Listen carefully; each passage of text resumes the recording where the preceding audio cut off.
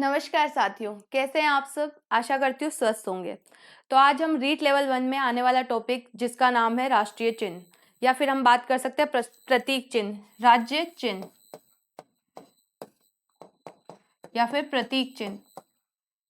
ठीक है, उसको पढ़ने वाले हैं। ये एक ऐसा टॉपिक है जो हर बार रीट लेवल 1 में या रीट लेवल 2 में, कोई सा भी लेवल हो, ये प्रतीक चिन्ह के नाम से टॉपिक दोनों में है। ठीक है, प्रतीक चिन्ह, इससे हर बार क्वेश्चन आते हैं, है ना। तो आपको अब हम लेने वाले हैं 5 मिनट की वीडियो। कितनी? 5 मिनट की वीडियो। और इसमें कितने नंबर पक्के हो सकते हैं? कम से कम 2 और ज्यादा भी हो सकते हैं। इसलिए बिना टाइम गंवाए हम स्टार्ट करते हैं हमारा टॉपिक। चलिए, ये तो हमसे पूछ रहा है कि पहला क्वेश्चन अगर क्या बनेगा इससे, कि राजस्थान का राज्य वृक्ष कौन सा है। क्या पूछ रहा है? राजस्थान का राज्य वृक्ष, तो नाम है खेजड़ी। इसे घोषित कब किया गया? 31 अक्टूबर 1983, 1983, याद रखना ही है, 1983 राज्य वृक्ष घोषित हुआ। इसका उपनाम क्या है? राजस्थान का कल्प वृक्ष, गौरव, कल्पतरु और कल्प वृक्ष। राजस्थान का भी कल्प वृक्ष है या थार का कल्प वृक्ष।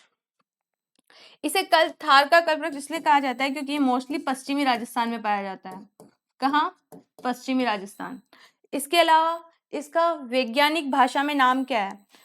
Prosopis cineraria. अगर कभी आपसे ये पूछा गया कि राजस्थान का राज्य वृक्ष कौन सा है, तो ऑप्शन में खेजड़ी ना होकर कभी कभी आ सकता है जो इसका वैज्ञानिक नाम है, प्रोसोपिस सिनेरेरिया। ठीक है, ये खेजड़ी का वृक्ष है हमारा। घोषित कब हुआ? 1983। वैज्ञानिक नाम प्रोसोपिस सिनेरेरिया। चलिए, खेजड़ी को स्थानीय भाषा में झांटी कहा जाता है। स्थानीय भाषा में नाम है इसका झांटी। ठीक है, राजस्थानी भाषा में इसे सीमलो कहा जाता है। ग्रंथों में इसका नाम क्या मिलता है? तो ग्रंथों में इसका नाम मिलता है शमी। क्या मिलता है? शमी। सिंधी भाषा में इसे छोकड़ो कहते हैं, कन्नड़ भाषा में बन्नी। और ये तो आप याद नहीं भी रखोगे तो चलेगा, लेकिन एक बार कम से कम राजस्थान की स्थानीय भाषा और राजस्थानी भाषा में नाम आपको याद रखना है। अब इसकी जो हरी पत्तियां होती है इसे क्या कहा जाता है? लूम। सूखने के बाद इसे खोखा बोलते हैं। फली को सांगरी कहते हैं। राजस्थान में सबको पता है केर सांगरी की सब्जी, है ना, तो इसी की सब्जी होती है उसमें। किसकी? खेजड़ी की। जो फली होती है उसको सांगरी कहते हैं। खेजड़ी वृक्ष की विजयदशमी या दशहरे पर पूजा की जाती है। किस पे? एक बार डायरेक्ट क्वेश्चन पूछा गया कि दशहरे पर किसकी पूजा होती है। डायरेक्ट क्वेश्चन था दशहरे पर किसकी पूजा होती है, तो खेजड़ी की। अब खेजड़ी के बारे में छोटी सी डिटेल है। खेजड़ी वृक्ष 1988 पे 60 पैसे का डाक टिकट जारी किया गया। किस पे? खेजड़ी के वृक्ष पे। ये देखो, विजयदशमी या दशहरे पर इसकी पूजा की जाती है।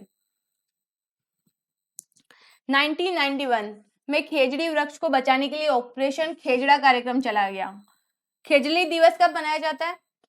तो 12 सितंबर 1978 से प्रतिवर्ष मनाया जाता है। एक इंफॉर्मेशन, 1730 ईस्वी, 12 सितंबर 1730 ईस्वी, मारवाड़ शासक अभय सिंह। मारवाड़ का शासक कौन था? तो अभय सिंह। अभय सिंह के काल में हुआ था खेजड़ली हत्याकांड। अभय सिंह था और उसी के समय क्या हुआ था? तो उसके समय हुई थी खेजड़ली घटना। ठीक है, 1930 की अगर पूछा गया कब हुई, तो खेजड़ली घटना है हमारे 1930 की। मारवाड़ का शासक था अभय सिंह और अमृता सिंह, अमृता विश्नोई, जो आपने पहले थंबनेल में देखा है, ये रहा खेजड़ली। इससे देख लेते हैं हम डायरेक्ट। 1730, मारवाड़ का शासक अभय सिंह होगा। और कितने लोगों का बलिदान दिया गया? तो 363 लोगों का। 363। ये कौन है? ये है अमृता विश्नोई। करेक्ट। चलिए, इसके अलावा हम देखें तो इसके संरक्षण के लिए अमृता देवी पुरस्कार दिया जाता है। इसकी शुरुआत 1994 में की गई। अगर ये सबसे इंपॉर्टेंट ये पूछा जा सकता है कि खेजड़ली जो पुरस्कार है, अमृता देवी पुरस्कार जो है, वो किस वर्ष स्टार्ट हुआ, तो 1994 में। अगर ये संस्था को मिलेगा तो 50,000 मिलेंगे और व्यक्ति को मिलेगा तो 25,000। एक छोटी सी इंफॉर्मेशन है कि ये सबसे पहले किसे मिला था, तो पाली के गंगाराम विश्नोई को प्रथम अमृता देवी पुरस्कार दिया गया। जो कब दिया गया? 1994 में।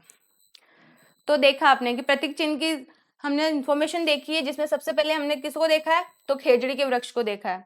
अगर वीडियो अच्छी लगी है तो प्लीज़ चैनल को लाइक करें, शेयर करें और सब्सक्राइब करें। Thank you.